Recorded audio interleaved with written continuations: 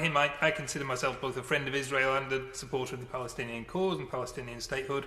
I think a two-state solution is the only way to get a lasting, peaceful outcome. But I visited the West Bank in February, and I refer to my register of interests, for the first time in many years. And it wasn't really until that visit that I appreciated just how seriously these settlements threaten that two-state solution, how complex the situation is on the ground in relation to the settlements, their locations, the increasingly obviously further east of the Green Line into the West Bank, including the parts of the Jordan Valley, and indeed how the nature of the settlements, very permanently established towns and villages with strong and complex infrastructure, complicate the situation. And there was a reference earlier on to land swaps as a potential solution. The nature of the settlements, I think, make that very, very difficult and just complicate it much more than I certainly had appreciated before.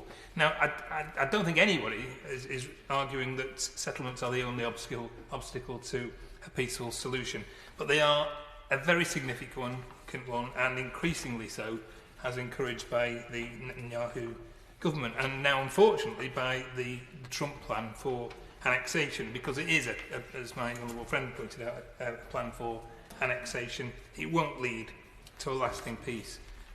Like others, I welcome the accords with the UAE and with Bahrain. There has to be a pragmatic approach to relations in the region. But let's not forget, and again, just a reminder that has only led to a suspension of the plans. Netanyahu has said that the plans for annexation remain on the table, and many of us fear that his government could still bring those plans into practice. Now, the single message that I took away from my visit to the West Bank, the one thing that came from many human rights groups, a range of people on the ground, including diplomats and strong supporters of Israel, is that unless there are consequences for their actions, this Israeli government will continue on its current path. And that means ultimately moves towards further annexation and the end of a two-state solution. Okay, well, I'll give way.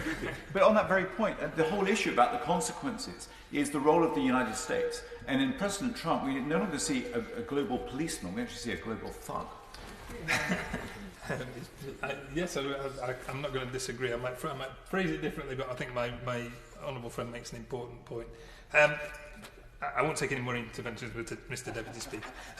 We need to think about how we can practically influence the Israeli government to abandon the plans. We've talked about in this House about sanctions against governments which break international law. Crimea was referred to earlier.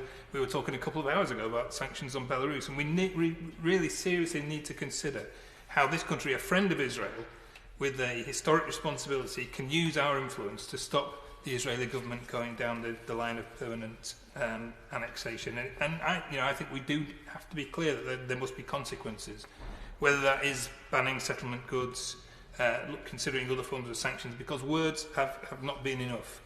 And even if the current plan, as we've talked about, were abandoned, that's certainly not the end of the issue. There are, I think, some right-wing representatives in the Israeli government who actually prefer creeping annexation, because it means that kind of de facto annexation doesn't have to accommodate any agreement with the Palestinians, and we need to be very wary of that, and we need to look beyond the immediate issue of the Trump plan and make clear that creeping annexation is equally problematic and needs to cease. So I just repeat one or two of my honourable friends' requests of the Minister. Firstly, I strongly support recognition of the State of Palestine, confirmation that the UK won't recognise any annexation, that we will consider actions against the Israeli government if they go ahead, because as a number of us have pointed out, words have not been enough. And I'll just make one final point, which is related but not specifically about settlements, is that we really need, the humanitarian situation in the West Bank and Gaza is, as we all know, very difficult, and I would welcome an assurance that our support for our aid to the occupied territories is not going to be cut as a result of the cuts in the aid budget.